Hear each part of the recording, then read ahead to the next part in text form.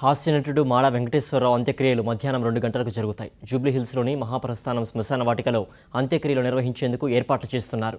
మాడ dead బాడీని కడసారి చూసి పలువురు సినీ ప్రముఖులు నివాళులర్పించారు. సినీ హాస్యరంగానికి ఆయన లేని లోటు తీర్చలేనిదని వారు అభిప్రాయపడ్డారు.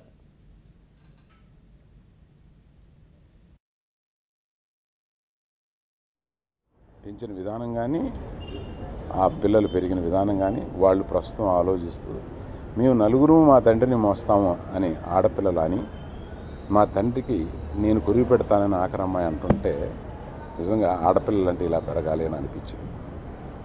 ఇండస్ట్రీలో అందరికీ బావా బావా అంటూ ఆప్యాయంగా పలకరించాడు. ఎవరు కనపడినా సరే బావగారు అని అదొక ప్రఖ్యాత. అందరికీ కావలసిన వాడు, అజాత శత్రు, మంచి స్నేహితుడు. అతనికి ఎప్పుడూ నవ్వుతూ ఉండే మనిషి. ఇమ్మీడియట్గా అతని స్థానాన్ని అతను సంపాదించుకున్నాడు. ఇండస్ట్రీలో అందరికీ కావలసిన మనిషిగా వెలిగాడు ఇంతకాలం. తన ఫ్యామిలీగా, ముఖ్యంగా మా ఫ్యామిలీతో మా నాన్నన్న మా అమ్మగారన్న ఎంతో గౌరవం, ప్రేమ.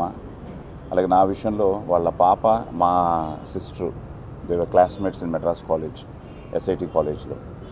సో ఏదో ఒక సందర్భంలో కలవడం, లేదా ఆయనే ఫోన్ చేయడం, నీ గురించి చాలా బ్యాడ్ టాక్ వచ్చిందిరా, నువ్వేంటి బ్రహ్మాండంగా చేస్తున్నావు యాక్టింగ్, అలా చేయకరా, యాక్టింగ్ కొంచెం తగ్గించరా అని ఈ లెవెల్లో జోకులు వేస్తూ అందరినీ నవ్విస్తూ ఈరోజు ఫైనల్గా మనల్ని అందరినీ ఈ పరిస్థితిలో ఈరోజు ఆయన చూడాల్సిన వచ్చిన పరిస్థితి. It's a good man. అది ఈవేళ దాదాపు 700 సినిమాల్లో నటించి తనకంటూ చిల్లరకొట్టు చిట్టమ్మ ఇలాంటి సినిమాల్లో తనకంటూ ఒక ప్రత్యేకమైనటువంటి స్థానాన్ని, ప్రత్యేకమైనటువంటి ముద్ర, ఆ పాత్రగా ఆయన చేసినట్టుగా ఇంకోళ్ళు ఎవరో చేయలేరు అన్న విధంగా ఒక అద్భుతంగా నటించినటువంటి మాడా గారు ఆరోగ్య కారణాల వల్ల 81 సంవత్సరాల వారికి ఈ రోజున మనల్ని వదిలి దేవుడి దగ్గరికి వెళ్ళారు.